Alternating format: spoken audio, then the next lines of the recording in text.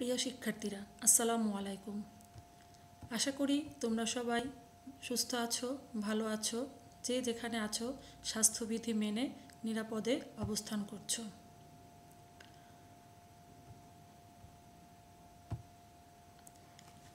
আজকের অনলাইন ক্লাসে তোমাদের স্বাগতম। আমি নাদিয়াতুজ জোহরা, প্রভাষক, দর্শন বিভাগ, ঢাকা কলেজ, ঢাকা। প্রিয় শিক্ষার্থীরা, আজকে অনার্স চতুর্থ বর্ষের ছাত্ররা তোমাদের জন্য আমার এই অনলাইন ক্লাস। তোমাদের কোর্সের নাম হচ্ছে সমাজ দার্শনিক বৃন্দ, কোর্স নং 713। এর আগের সপ্তাহে আমি তোমাদের এই সমাজ দার্শনিক বৃন্দই এবং চতুর্থ বর্ষের এই সমাজ দার্শনিক বৃন্দ কোর্সের ক্লাসই নিয়েছি। তো আজকেও তোমাদের সাথে আমি সেম ক্লাসে এসেছি। কারণ হচ্ছে গত ক্লাসেও আমি তোমাদের এমিল ডুরখেমের কিছু তত্ত্ব নিয়ে আলোচনা করেছি, তার বিভিন্ন বিষয় নিয়ে আলোচনা করেছি। গত ক্লাসে আমি এমিল ডুরখেমের যে বিষয়গুলো নিয়ে তোমাদের সাথে আলোচনা করেছি সেগুলো হচ্ছে তোমার সামাজিক ঘটনা, তারপরে শ্রম বিভাজন, যৌথ চেতনা, তারপর ছিল তোমাদের সামাজিক সংহতি, এই বিষয়গুলা। তো আজকে এমিল ডুরখেমের আরেকটি গুরুত্বপূর্ণ তত্ত্ব, এটা হচ্ছে সোশ্যাল থিওরি অফ সুইসাইড, সেই বিষয়টা নিয়ে আমরা আলোচনা করব। তো এমিল ডুরখেমের সোশ্যাল থিওরি অফ সুইসাইড অর্থাৎ আত্মহত্যা সম্পর্কে যে তত্ত্বটা, সেটা নিয়ে আমরা এখন কথা বলবো। তো আত্মহত্যা সম্পর্কে জানার আগে যে আত্মহত্যা বিষয়টা কোথা থেকে আসছে, এমিল ডুরখেমের আত্মহত্যা বিষয়টা কোথা থেকে আসছে আমরা সেটা জানবো। সেটা মূলত অ্যানোমি নামে একটা শব্দ দ্বারা এসেছে, যেটা তোমরা দেখতে পাচ্ছ স্ক্রিনে দেখা যাচ্ছে। ডুরখেমের বিখ্যাত অ্যানোমি প্রত্যয় আত্মহত্যা গবেষণার একটি কেন্দ্রবিন্দু। ফরাসি থেকে হুবহু অনুবাদকৃত এই অ্যানোমির অর্থ হলো নৈতিকতাহীন এমন একটি অবস্থা যেখানে নিয়মনীতি অনুপস্থিত।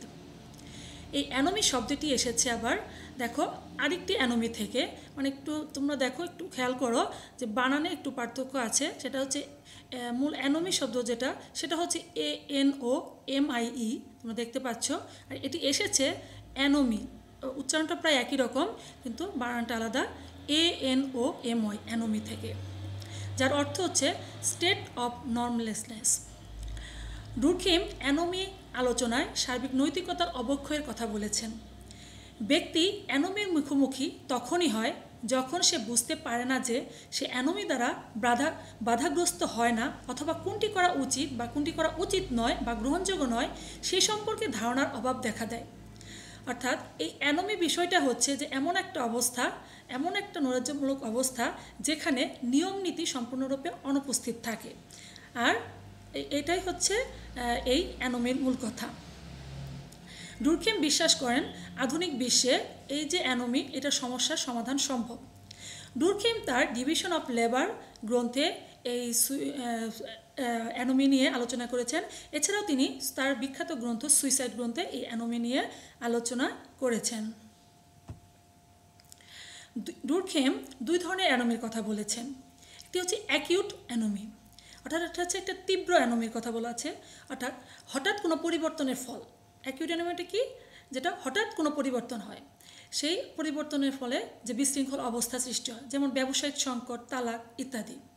আরেকটা হচ্ছে ক্রনিক অ্যানোমি। এটি অপরিবর্তনীয় রাষ্ট্র ও আধুনিক শিল্প সমাজের বৈশিষ্ট্য। ডুরখেম ক্রনিক অ্যানোমির উপর গুরুত্ব আরোপ করেছেন, কারণ এটি তার দেশ ও অন্যান্য শিল্পায়িত সমাজের সাথে সংশ্লিষ্ট ছিল। এটা হচ্ছে এই ক্রনিক অ্যানোমিটা হচ্ছে একটা দীর্ঘস্থায়ী অ্যানোমি, মানে দীর্ঘস্থায়ী বিশৃঙ্খল অবস্থা যেখানে তৈরি হয়। তো আমরা অ্যানোমির দুটো প্রকারভেদের কথা জানলাম। এখন আমরা আসি মূল সুইসাইড, যে সুইসাইড গ্রন্থটা, সেখানে সেই বিষয়টা আমরা আলোচনার মধ্যে আসি। সুইসাইড গ্রন্থটি লিখিত হয়েছে 1897 সালে। এখানে ছাত্র তোমরা দেখো যে এমিল ডুরখেমের সুইসাইড নিয়ে দুটো বইয়ের ছবি দেওয়া আছে। এখানে একটি হচ্ছে লে সুইসাইড, এখানে হচ্ছে এমিল ডুরখেম যেটি ফরাসি ভাষায় লিখেছেন ঠিক সেটাই, লে সুইসাইড, এই ভাষাটায়। আর এখানে আরেকটা হচ্ছে সুইসাইড লেখা এমিল ডুরখেমের, এটা হচ্ছে এই ফরাসি ভাষা থেকে যেটা ইংরেজিতে অনুদিত হয়েছে সেই সুইসাইড গ্রন্থটি। এখানে আমরা দেখতে পাচ্ছি যে goal was to use the study of suicide to prove the existence of social facts, অর্থাৎ এটার লক্ষ্যই ছিল যে অর্থাৎ সুইসাইডের যে লক্ষ্যটা ছিল সেটা হচ্ছে সামাজিক তথ্য বা ঘটনার অস্তিত্ব প্রমাণ করা, আর সেটা হচ্ছে একমাত্র আত্মহত্যার অধ্যয়নের মাধ্যমে। আবার আরেকটি বিষয় হচ্ছে to prove that behaviour is guided by social force, অর্থাৎ এটাও প্রমাণ করতে চেয়েছিলেন যে সামাজিক শক্তি দ্বারা মানুষের আচরণ পরিচালিত হয়।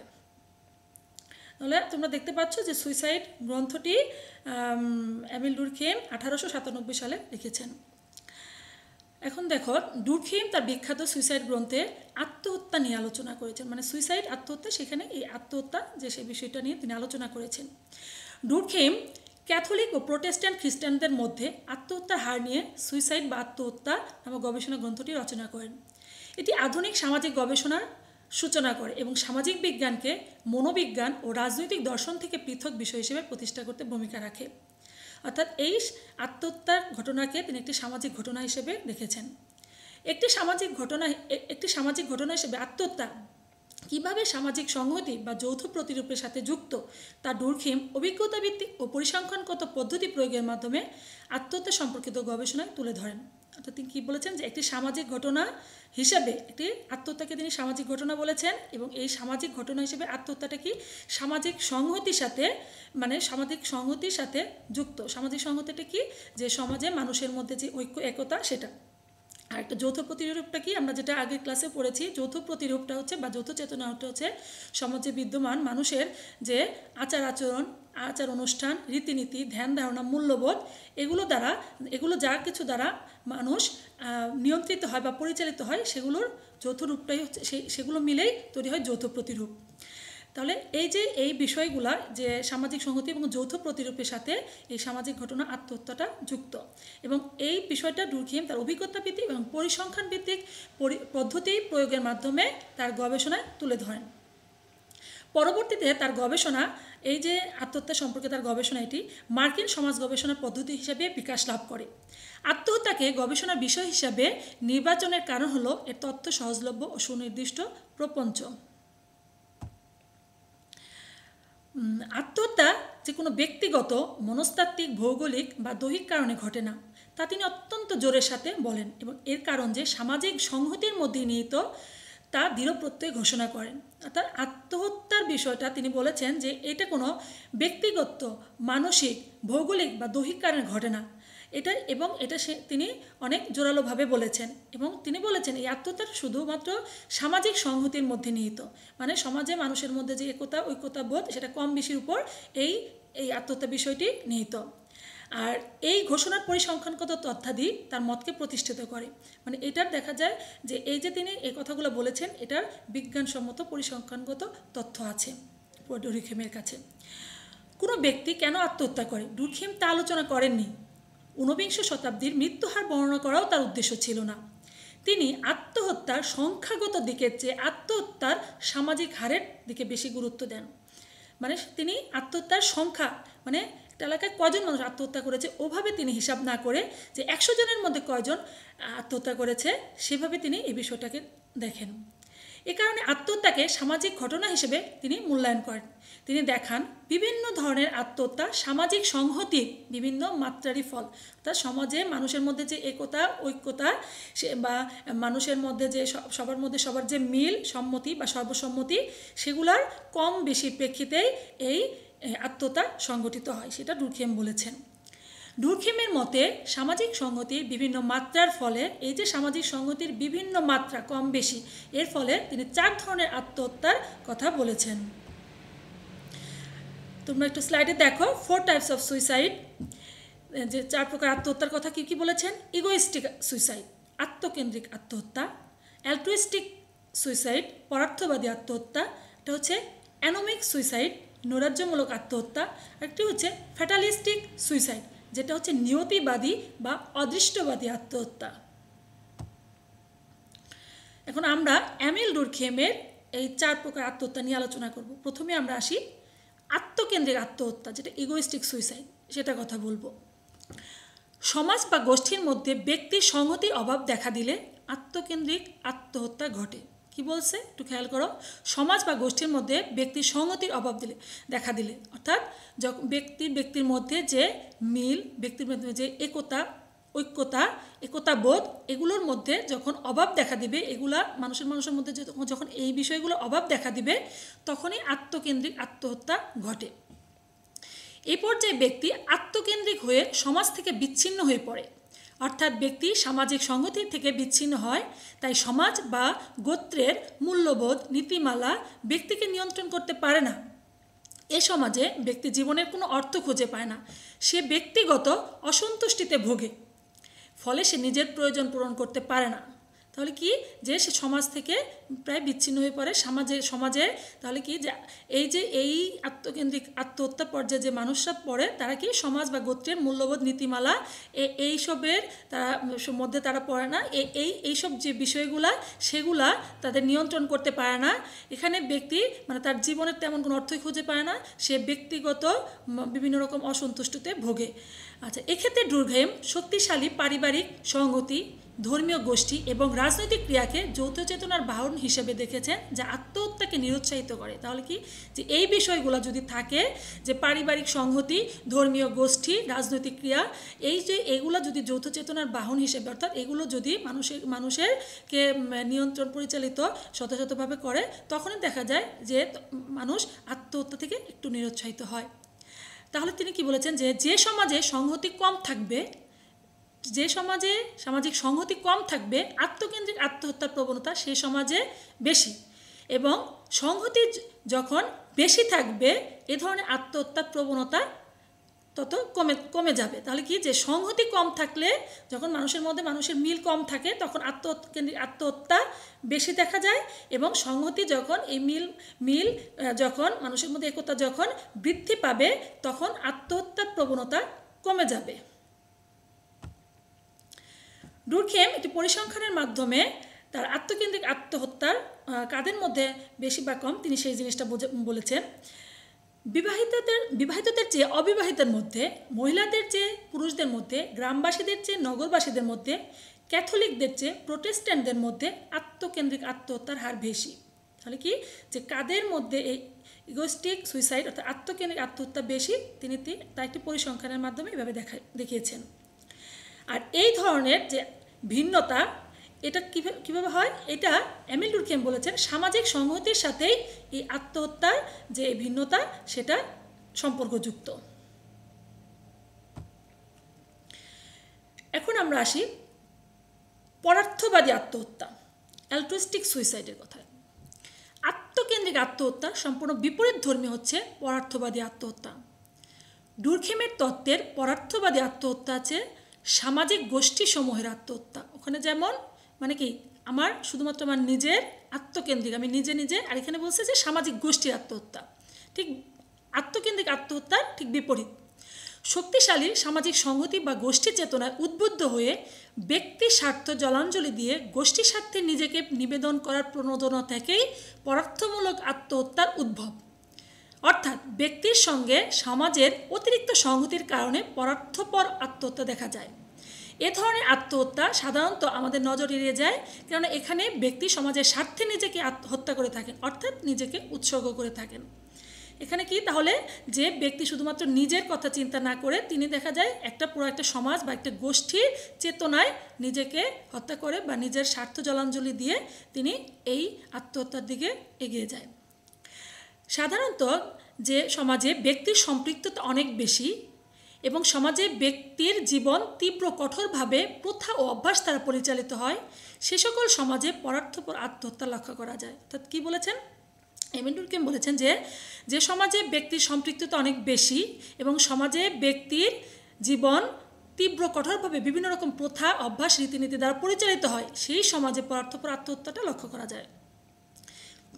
তিনি বলেছেন এই ধরনের আত্মহত্যাটা বিবেচনাহীন, অপরিণামদর্শী। রাজনৈতিক আনুগত্য বা ধর্মীয় আনুগত্য, এ দুটির যে কোনো একটির কারণে সংঘটিত হতে পারে এ ধরনের আত্মহত্যাটা।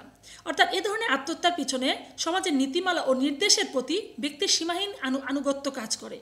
এখানে ব্যক্তি কখনোই মনে করে না যে সে আত্মহত্যা করছে, এবং তার নিজ জীবনের পরিসমাপ্তি ঘটেছে, বরং সে তার ব্যক্তিসত্তাকে গোষ্ঠী বা সমাজের মধ্যে সম্পূর্ণরূপে বিলীন করে দিচ্ছে।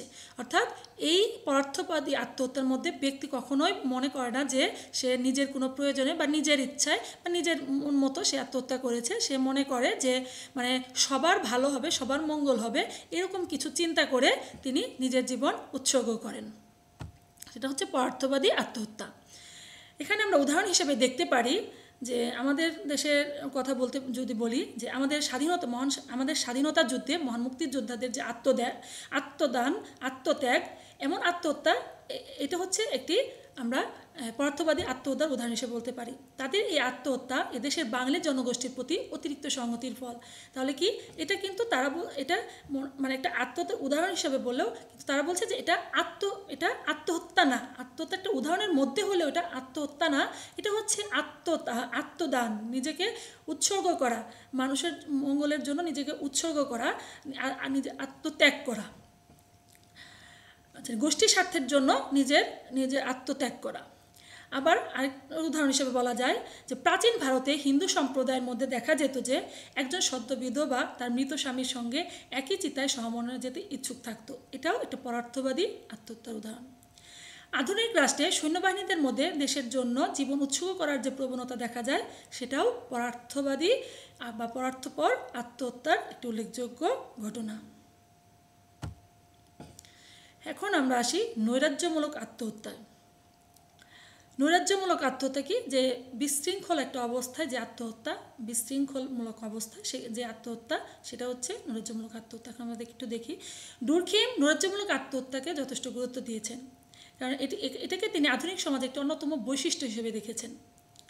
এখানে নৈরাজ্যমূলক আত্মহত্যায় নৈরাজ্যটা কি সেটা আমরা দেখি। নৈরাজ্য বলতে বোঝানো হয়েছে সমাজে আদর্শহীনতা বা মূল্যবোধহীনতা, অর্থাৎ নৈরাজ্যজনক বা বিশৃঙ্খল অবস্থায় সমাজের রীতিনীতি, আইন কানুন, বিশ্বাস প্রভৃতি ভেঙে পড়ে এবং ব্যক্তির উপর সমাজের কোনো নিয়ন্ত্রণ থাকে না। যখন সমাজে ব্যক্তির উপর কোনো সামাজিক মূল্যবোধের প্রভাব থাকে না, তখন তাকে নৈরাজ্যমূলক অবস্থা বলে। এ ধরনের পরিস্থিতি হলে ব্যক্তি তার নিজ নিজ ইচ্ছা অনুযায়ী আচরণ করে, যা সামাজিকভাবে বিশৃঙ্খলার সৃষ্টি হয়, যার প্রভাবে বা কারণে অনেকেই আত্মহত্যা করে। আর এই ধরনের পরিস্থিতিতে আত্মহত্যা করাকেই নৈরাজ্যমূলক আত্মহত্যা বলে। অর্থাৎ কি, যে মানুষ যখন সমাজে একটা বিশৃঙ্খল অবস্থার মধ্যে তার বিভিন্ন রকম সামাজিক মূল্যবোধ, আদর্শ, এগুলো সে কাজে না লাগিয়ে তার নিজ নিজ ইচ্ছা অনুযায়ী সে এই বিশৃঙ্খল অবস্থার মধ্যে কাজ করে যায়। মানে বিশৃঙ্খল অবস্থায় তার যে কোনো অবস্থায় তার বিশৃঙ্খল অবস্থার মধ্যে তার কোনো নিয়ন্ত্রণ থাকে না। মানে এমন একটা বিশৃঙ্খল অবস্থার মধ্যে সে থাকে যেখানে তার কোনো নিয়ন্ত্রণ সে রাখতে পারে না। আর এই যে যখন এই বিশৃঙ্খল অবস্থা বা নৈরাজ্যমূলক অবস্থা সৃষ্টি হয়, আর তখনই সে দেখা যায় এই নৈরাজ্যমূলক আত্মহত্যা ঘটায়। এই নৈরাজ্যমূলক আত্মহত্যার কারণ হিসেবেও কাজ করছে সামাজিক পরিস্থিতির অনুপস্থিতি বা একেবারে তা ভেঙে পড়া। অর্থাৎ হঠাৎ করে সামাজিক পরিবর্তন হলে এরকম বিশৃঙ্খল বা নৈরাজ্যমূলক অবস্থার সৃষ্টি হয়। তো সমাজে হঠাৎ করে যেন কোনো পরিবর্তন হয়, দেখা যায় তখন এই পরিবর্তনের কারণে দেখা যায় অনেক সময় এই বিশৃঙ্খল বা নৈরাজ্যমূলক অবস্থার সৃষ্টি হয়। সাধারণত বলা যায় যে কোনো বিপ্লব বা দুর্যোগের পর এই ধরনের এই নৈরাজ্যমূলক পরিস্থিতি বা অবস্থার সৃষ্টি হয়। সর্বোপরি বলা যায় সামাজিক অস্থিরতা হলেই তাকে নৈরাজ্যজনক অবস্থা বলা যাবে। সমাজে যত বেশি অস্থিরতা থাকবে তত বেশি নৈরাজ্যমূলক আত্মহত্যা ঘটবে, এবং সামাজিক অস্থিরতা যত কম থাকবে এই ধরনের আত্মহত্যাটাও ঠিক ততই কমে যাবে। উদাহরণ হিসেবে নৈরাজ্যমূলক আত্মহত্যার উদাহরণ হিসেবে বলা হয়েছে ফরাসি বিপ্লবের পরবর্তী সময়ের ফ্রান্সের সমাজ ব্যবস্থায় উদ্ভূত পরিস্থিতির ফলে আত্মহত্যার সংখ্যা বেড়ে যায়। ফরাসি বিপ্লবের পরবর্তী যে সময়, সেখানে ফ্রান্সের সামাজিক, রাজনৈতিক, অর্থনৈতিক বিভিন্ন ক্ষেত্রে যে বিভিন্ন ধরনের একটি বিশৃঙ্খল পরিস্থিতি সৃষ্টি হয়, যার কারণে আত্মহত্যার সংখ্যা বেড়ে যায়। আর এটা হচ্ছে একটা নৈরাজ্যমূলক আত্মহত্যার উদাহরণ। আরেকটি উদাহরণ হিসেবে বলা যায় 1997 সালে দক্ষিণ পূর্ব এশিয়ায় অর্থনৈতিক মন্দার পর অনেক লোক অর্থনৈতিকভাবে ক্ষতিগ্রস্ত হয় এবং চাকরি হারায়, যার ফলে আত্মহত্যার হার বৃদ্ধি পেয়েছে। আর এই আত্মহত্যা বৃদ্ধি পাওয়ার ফলে একেও নৈরাজ্যমূলক আত্মহত্যা বলা হয়েছে। আচ্ছা, এখন নৈরাজ্যমূলক আত্মহত্যার পরে আমরা আসি যে ফ্যাটালিস্টিক সুইসাইড, নিয়তিবাদী আত্মহত্যা বা অদৃষ্টবাদী আত্মহত্যা। এখানে কি বলেছে, যেখানে ব্যক্তির উপর সমাজের নিয়ন্ত্রণ ও নির্যাতন বেশি সেখানে নিয়তিবাদী আত্মহত্যা সংঘটিত হয়। এখানে কি বলেছে যে যে যখন মানে কি যে এখানে কি বলে, মানে অনেক বেশি নিয়মকানুনের ফলে একজন মানুষ আত্মহত্যা করে, অর্থাৎ যে যে যে সমাজে একজন ব্যক্তির উপর মানে এই যে সামাজিক নিয়ন্ত্রণ বা নির্যাতন অনেক বেশি থাকে তখনই এই নিয়তিবাদী বা অদৃষ্টবাদী আত্মহত্যা ঘটে। মানে সামাজিক নিয়ন্ত্রণ এবং নির্যাতন যখন বেশি থাকে, মানে নিয়মকানুনের অতি কড়াকড়ির ফলে মানুষের জীবন যখন অতিষ্ঠ হয়ে ওঠে তখন সে নিজের জীবন হত্যা করে। এখানে নিয়মকানুন অনেক বেশি যখন বুঝিয়েছে এবং এই নিয়মকানুনের প্রভাবে যে অতিরিক্ত নিয়মকানুন বা অতিরিক্ত সামাজিক যে নিয়ন্ত্রণ সেটার কারণে মানুষ আত্মহত্যা করে, সেটা হচ্ছে অদৃষ্টবাদী বা নিয়তবাদী আত্মহত্যা। এখানে উদাহরণ হিসেবে বলা হয়েছে, কোনো দাস তার মালিক দ্বারা অত্যধিক নিয়মকানুন অত্যাচার নিগ্রহের ফলে আত্মহত্যা করে, তখন সেটাকে নিয়তবাদী বা অদৃষ্টবাদী আত্মহত্যা বলে। আবার অতিরিক্ত শাসনেও, মানে ওই যে বললাম যে অতিরিক্ত নিয়মকানুন, অতিরিক্ত কড়াকড়ি, অতিরিক্ত শাসন, এর ফলে এই অদৃষ্টবাদী বা নিয়তবাদী আত্মহত্যা ঘটে। তো প্রিয় শিক্ষার্থীরা, তোমরা তাহলে আত্মহত্যার যে 4টি প্রকার আমি বললাম, আত্মকেন্দ্রিক, পরার্থপর, নৈরাজ্যবাদী, নিয়তিবাদী বা অদৃষ্টবাদী, এগুলো তোমরা আমার মনে হয় ডুরখেমের মতে যে এই আত্মহত্যা 4 ধরনের আত্মহত্যা, এগুলো তোমরা কিছুটা হলেও বুঝতে পেরেছো। আচ্ছা, এখন এই যে ডুরখেমের আত্মহত্যা সম্পর্কিত আলোচনায় আমরা আগেও বলেছি যে সংহতি মানে যে সোশ্যাল সলিডারিটি বা ইন্টিগ্রেশন যে বিষয়টা, যে সামাজিক সংহতি বা শুধু সংহতি, সোশ্যাল সলিডারিটি বলা যায়, আবার এখানে ইন্টিগ্রেশন, সংহতি বলতে ইন্টিগ্রেশন এই শব্দটাও ইউজ করা হয়। তাহলে কি যে এই যে এই ইন্টিগ্রেশন এবং একটা বিষয় আছে যে নিয়ন্ত্রণ, ওই যে আমরা বললাম যে নিয়ন্ত্রণের কথা, নিয়ন্ত্রণ এই বিশেষ প্রভাব রয়েছে। তাহলে কি যে এই আত্মহত্যা সম্পর্কে, ডুরখেমের এই আত্মহত্যা সম্পর্কিত আলোচনা এই সংহতি এবং নিয়ন্ত্রণের বিশেষ প্রভাব রয়েছে, আর এর মাধ্যমে আত্মহত্যার শ্রেণীকরণ নির্ধারণ হয়েছে। তাহলে কি, আর একটু আগে যে আত্মহত্যার কথা বলেছি সেটাকেও আমরা বলেছি, আগেও বলেছি যে একটা সামাজিক সে সংগতির ভিত্তিতে এবং নিয়ন্ত্রণের ভিত্তিতে এই আত্মহত্যার শ্রেণীকরণ করা হয়েছে। এই বিষয়টা আমরা যেটা একটু আগে বললাম, আত্মহত্যার শ্রেণী বিভাগগুলো, সেগুলো আমরা একটু ছকের মাধ্যমে বা সারণীর মাধ্যমে যেটা আমরা একটু তুলে ধরেছি, একটু খেয়াল করো। যেখানে লেখা আছে বন্ধনের ধরন, মাত্রা, আত্মহত্যার ধরন। মানে বন্ধনের ধরন কি, যেখানে সংহতি মানে মানুষের মধ্যে যে মানুষের মিল, একতাবোধ, তারপর কি মানুষের মধ্যে মানুষের সঙ্গে যে মানুষের যে সর্ববিষয়ে সম্মতি বা সর্বসম্মতি, সেই বন্ধনের কথা বলা হয়েছে সংহতি।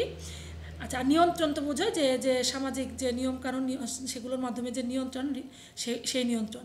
আচ্ছা, এখানে সংহতির কথা বলা হয়েছে যে সংহতির মাত্রা যখন নিম্ন থাকে, মানুষের মধ্যে মানুষের মিল যখন কম থাকে তখন আত্মকেন্দ্রিক আত্মহত্যাটা ঘটে, এবং এই সংহতিটা যখন অনেক উচ্চ পর্যায়ে হাই থাকে তখন কি হয়, পরার্থপর আত্মহত্যাটা। এবং এই যে তারপরে আমরা নিয়ন্ত্রণে, বন্ধনের ধরন যখন নিয়ন্ত্রণের ভিত্তিতে, যে বন্ডিংটা যখন নিয়ন্ত্রণের ভিত্তিতে হয়, তখন আমরা কি যে এই নিয়ন্ত্রণটা যখন নিম্ন পর্যায়ে থাকে, যখন সমাজের রীতিনীতির দ্বারা মানুষ নিয়ন্ত্রিত হতে পারে না, তখন কি নৈরাজ্যমূলক আত্মহত্যাটা ঘটে। আবার যখন এই নিয়ন্ত্রণটা অনেক বেশি থাকে, একটা হচ্ছে একদম যখন নিয়ন্ত্রণটা থাকেই না তখন যেমন নৈরাজ্যমূলক আত্মহত্যাটা ঘটে, ঠিক তেমনি নিয়ন্ত্রণটা যখন অনেক বেশি পরিমাণ, অনেক হাই, অনেক উচ্চ হয়, তখন কি ঘটে, নিয়তিবাদী বা অদৃষ্টবাদী আত্মহত্যাটা সংঘটিত হয়। এখানে দেখো তোমাদের ডুরখেমস থিওরি অফ সুইসাইডটা আমি একটু এখানে দেখিয়েছি তোমাদের, যে নিচে সোশ্যাল সলিডারিটি কথা আছে, কথাটি দেখতে পাচ্ছ, আর বাম দিকে সুইসাইড ফ্রিকোয়েন্সি, অর্থাৎ এইখানে যে যেটা ওই আমরা আগেও বলেছি সেটাও একটি ডায়াগ্রামের মাধ্যমে একটু দেখানোর চেষ্টা করেছি, যে সামাজিক সংহতিটা, সোশ্যাল সলিডারিটি যখন দেখো লো, ঠিক আছে, যখন নিম্ন পর্যায়ে, তখন আত্মকেন্দ্রিক, ইগোইস্টিক এবং অ্যানোমিক, আত্মকেন্দ্রিক এবং নৈরাজ্যমূলক আত্মহত্যাটা বেশি। আবার এখানে সামাজিক সংহতিটা যখন অনেক বেশি, সামাজিক সংহতিটা হাই, সোশ্যাল সলিডারিটি, তখন পরার্থবাদী আলট্রুইস্টিক সুইসাইডটা সংঘটিত হয়। এটা একটু দেখানো হয়েছে এখানে। আচ্ছা, এতক্ষণ আমরা যে এই যে ডুরখেমের 4 প্রকার, ডুরখেমের মতে ডুরখেইমের মতে 4 প্রকার আত্মহত্যার কথা আমরা বললাম। এখন এই ডুরখেইমেরই আত্মহত্যার একটু সামাজিক দিক তোমরা দেখো, যে ডুরখেইম তার রচনায়, এই যে সুইসাইড নামক রচনা, এখানে তিনি আত্মহত্যার সামাজিক কারণগুলো ব্যাখ্যা করেছেন। তিনি প্রথমে পুলিশ রেকর্ড থেকে বিভিন্ন সুইসাইড কেস সংগ্রহ করেছেন। 20 বছরের ইতিহাস বিশ্লেষণ থেকে দেখা যায় এগুলো কখনোই তাদের ধরন বদলায়নি। ডুরখেইম আত্মহত্যার হার উঠানামা বা তার প্রকৃতি নির্ধারণের জন্য মেথোডোলজির কথা বলেননি, বরং এটিকে প্রয়োগ করার জন্য, অর্থাৎ এই মেথোডটিকে প্রয়োগ করার জন্য আত্মহত্যাকে একটি উদাহরণ হিসেবে প্রয়োগ করেছেন। এক্ষেত্রে আত্মহত্যা হচ্ছে আরও অসংখ্য সামাজিক ঘটনার মধ্যে একটি মাত্র, অর্থাৎ যে ডুরখেইম কিন্তু এই আত্মহত্যাকে একটি সামাজিক ঘটনা বলেছেন, এবং সমাজে বিদ্যমান বিভিন্ন আরও অনেক আত্মহত্যার মতো ঘটনা ছাড়া আরও বিভিন্ন ঘটনা আছে। সেই অসংখ্য বিভিন্ন সামাজিক ঘটনার মধ্যে আত্মহত্যা হচ্ছে একটি ঘটনা, সামাজিক ঘটনা। আর আত্মহত্যার যে ধরনগুলো আলোচিত হয়েছে তাদের মধ্যে একটি যোগসূত্র স্থাপনের চেষ্টা তিনি করেছেন। সকল ধরনের আত্মহত্যাই সমাজ দ্বারা নির্ধারিত এবং একটি অপরটির উপর তিনি নির্ভরশীল নয়। এখানে আত্মহত্যা সমাজ দ্বারা নির্ধারিত হলেও একটি অপরটির উপর যে নির্ভরশীল সেটা নয়, তিনি সে কথা বলেছেন। ডুরখেইম তার রচনায় আত্মহত্যার ঘটনাগুলোকে সংখ্যা দিয়ে নয়, বরং এর হার দিয়ে ব্যাখ্যা করেছেন। আমরা আগেও এই কথাটা বলেছি যে তিনি সংখ্যা দিয়ে নয়, বরং যে 100 জনের মধ্যে কতজন আত্মহত্যা করেছে সেই হারের কথা তিনি বলেছেন। একটা পার্সেন্টেজের হিসাব করে তিনি আত্মহত্যার ঘটনাকে ব্যাখ্যা করার চেষ্টা করেছেন। এখানে ব্যক্তি নিজস্ব অবস্থা বা অবস্থানের কোনো ভূমিকা আত্মহত্যার ক্ষেত্রে নেই। এখানে ডুরখেইম এটাও বলেছেন যে সমাজের পরিবর্তন না হয়ে শুধু ব্যক্তির মনস্তাত্ত্বিক পরিবর্তন আত্মহত্যার হারকে তেমন কোনো প্রভাব ফেলে না। যেটা সামাজিক পরিবর্তন হতে হবে মানুষের আত্মহত্যাটা, তিনি বলেছেন যে কোনো মনস্তাত্ত্বিক ব্যাপার না, এটা হচ্ছে সামাজিক কারণ, সামাজিক ঘটনা। ডুরখেইম তার সুইসাইড নামক এই বিখ্যাত গ্রন্থে ধর্মীয় বন্ধনে রাজবৃদ্ধির সাথে আত্মহত্যার সম্পর্ক নির্ণয় করেছেন। যে ধর্মীয় বন্ধনটা এখানে কিভাবে বোঝানো হয়েছে, যে দেখো তোমরা, ও যে আমরা যেটা বলেছি যে লেস ইন্টিগ্রেশন মোর অ্যানোমি, আবার এখানে মোর ইন্টিগ্রেশন লেস অ্যানোমি, অর্থাৎ যখন সংহতিটা কম তখন নৈরাজ্যমূলক অবস্থা, বিশৃঙ্খল অবস্থা বেশি তৈরি হয়, আবার যখন সংহতিটা বেশি তখন নৈরাজ্য বা বিশৃঙ্খল অবস্থা কম হয়। আর এই প্রেক্ষিতে যে মানুষের মাধ্যমে যে ধর্মীয় বন্ধন, সেই ধর্মীয় বন্ধনের হ্রাসবৃদ্ধির প্রেক্ষিতে যে এখানে ডুরখেইম তখন তিনি যে ধর্মগুলোর প্রেক্ষিতে তার এই সুইসাইড গ্রন্থটা রচনা করেছেন, সেই ধর্মীয় বিষয়গুলো যে জিউসদের কথা বলেছেন, ক্যাথলিকদের, প্রোটেস্ট্যান্টদের। তাহলে কি যে জিউসদের কথা তিনি কি বলেছেন, যে জিউসদের তিনি বলেছেন যে জিউসদের মধ্যে ধর্মীয় বন্ধনটা অনেক বেশি, যার কারণে তিনি এখানে বলছেন যে তাদের সুইসাইড রেট, মানে তাদের যে আত্মহত্যার হারটা তাদের অনেক একদম কম, একদম নিম্ন পর্যায়ে। আর ক্যাথলিকটা বলেছেন যে তাদের যে বন্ধনটা একটু, যে বন্ধনটা মিডিয়াম, যে কারণে তাদের আত্মহত্যার হারও মিডিয়াম। আর যেটা বলেছেন যে প্রোটেস্ট্যান্টদের মধ্যে ধর্মীয় বন্ধনটা সবচেয়ে কম, যে কারণে একদম লো, যে কারণে সুইসাইড রেটটা অনেক হাই। তাহলে এখানে জাস্ট ধর্মীয় দিক থেকে, মানে ধর্মীয় বন্ধনের রাজনীতির সাথে তিনি তার গ্রন্থে এই বিষয়গুলো এইভাবে ডুরখেইম সুইসাইড গ্রন্থে তুলে ধরেছেন। এখন আত্মহত্যা সম্পর্কে যে প্রকারভেদগুলো আমরা দেখলাম, আত্মহত্যাকে ডুরখেইম যে সামাজিক ঘটনা হিসেবে আখ্যায়িত করেছেন, তার প্রেক্ষিতে তিনি এই যে সামাজিক ঘটনা বলেছেন, যে সব কিছু মিলে আত্মহত্যা নিয়ে যিনি আলোচনা করেছেন, সেই আলোচনার পর ডুরখেইমেরই কিছু অনুসিদ্ধান্ত আছে। সেগুলো দেখো, যে কোনো একটি সামাজিক ঘটনাকে শুধু অপর একটি সামাজিক ঘটনা দিয়েই ব্যাখ্যা করতে হবে। তাহলে ডুরখেইম কি, যে তিনি বলছেন যে একটি সামাজিক ঘটনাকে ব্যাখ্যা বা বিশ্লেষণ করার জন্য আরেকটি সামাজিক ঘটনা দিয়েই সেই ঘটনাকে ব্যাখ্যা করতে হবে। তারপরে তিনি বলেছেন যে সামাজিক সংহতির মাত্রার তারতম্যের সাথে সাথে আত্মহত্যার হার ওঠানামা করে এবং একই ধরনের আত্মহত্যা সংঘটিত। ওই যে আমরা বলছি যে সামাজিক সংহতি ইন্টিগ্রেশনের যে তারতম্যের ভিত্তিতে যে আমরা দেখেছি যে বিভিন্ন ধরনের তার আত্মহত্যা সংঘটিত হয়, সেটার কথা তিনি বলেছেন। সমাজ থেকে ব্যক্তিসত্তাকে পৃথক করে দেখার কোনো অবকাশ নেই, মানে সমাজের মধ্যেই ব্যক্তি, সমাজে বিদ্যমানই একটি অংশ, মানে এখানে ব্যক্তিসত্তা, ব্যক্তি, এখানে তিনি ডুরখেইম, আমি আগেও বলেছি যে ডুরখেইম যে তিনি ব্যক্তিকে কোনো আলাদা হিসেবে দেখেননি, তিনি বলেছেন এখানে সমাজই মূল, সমাজটাই মেন, সমাজের মধ্যে একটা ব্যক্তি আলাদা একটা সত্তা, কিন্তু মূল সত্তাটা হচ্ছে সমাজ। তাহলে সমাজ থেকে ব্যক্তি সত্তাকে মানে এখানে তিনি মানে সমাজটা মূল, এখানে ব্যক্তিটা আলাদা, কিন্তু বলছেন যে এখানে ব্যক্তিকে যে ব্যক্তি প্রধান এইভাবে আলাদা করে দেখার কোনো অবকাশ নেই। মানে সেখানে বলছে ব্যক্তি সত্তাকে কোনো পৃথক করে আলাদাভাবে যে ব্যক্তি সব মানে ব্যক্তি দ্বারা সব কিছু পরিচালিত হয় এভাবে দেখার কোনো অবকাশ নেই। এখানে তিনি বলছেন যে সমাজ মুখ্য, ব্যক্তি গৌণ, এই কারণে ব্যক্তি সত্তাকে আলাদাভাবে দেখানো যাবে না। তারপর তিনি বলেছেন যে সমাজ থেকে ক্রমশ পরার্থপরমূলক আত্মহত্যা কমে আসবে এবং আত্মকেন্দ্রিক ও নৈরাজ্যমূলক আত্মহত্যা ক্রমাগত বৃদ্ধি পেতে থাকবে। এরপর তিনি বলেছেন যে নৈরাজ্যমূলক আত্মহত্যা সংঘটিত হয় সাধারণত আকস্মিক দারিদ্র্য অথবা আকস্মিক সম্পদ প্রাপ্তি থেকে। তারপর তিনি এটা তো বুঝতেই পারছো, তারপর যে বলছেন যে ব্যক্তির স্বাতন্ত্র্য চেতনা যখন একেবারে আদি পর্যায়ে মানে প্রাথমিক পর্যায়ে মানুষের আলাদা আলাদা চেতনা, চিন্তা চেতনা, ধ্যান ধারণা, রীতিনীতি যখন একেবারে প্রাথমিক পর্যায়ে থাকে এবং যখন একেবারে আবার একদম সর্বশেষ চূড়ান্ত পর্যায়ে আসে, এই দুই অবস্থাতেই আত্মহত্যা বেড়ে যায়। আচ্ছা, এই ছিল ডুরখেইমের যে মূল আলোচনা, আত্মহত্যা আলোচনা, সেখান থেকে একটা অনুসিদ্ধান্ত।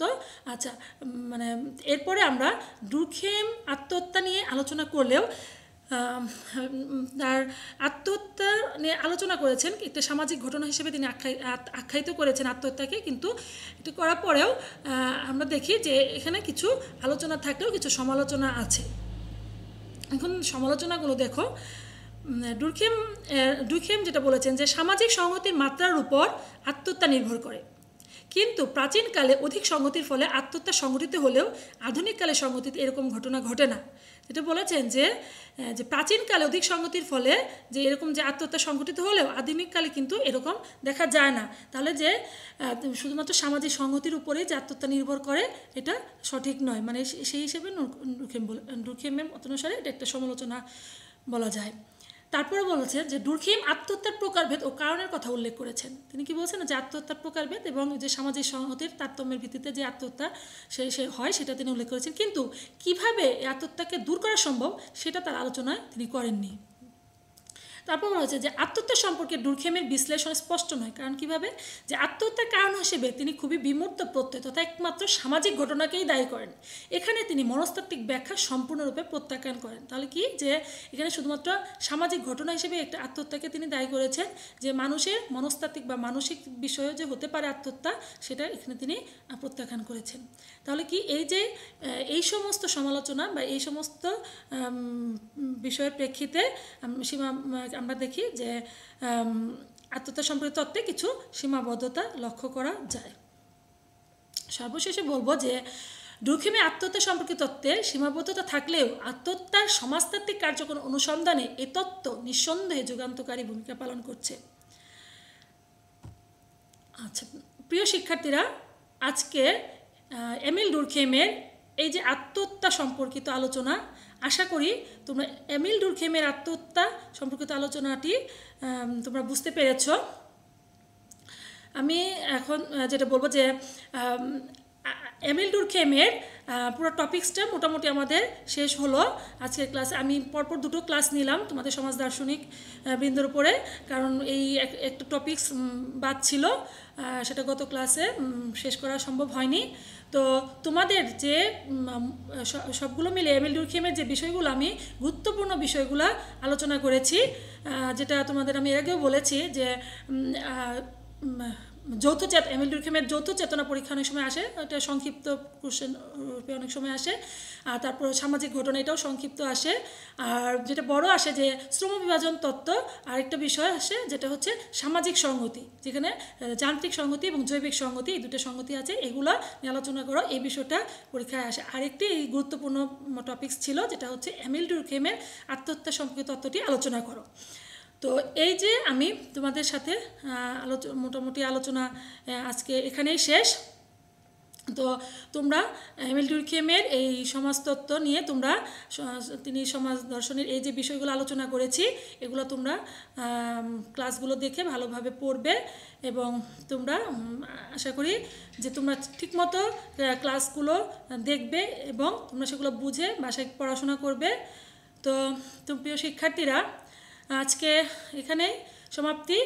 তো তোমরা নিজ নিজ বাসস্থানে সবাই সুস্থ থাকো, ভালো থাকো, নিরাপদে থাকো। আল্লাহ হাফেজ।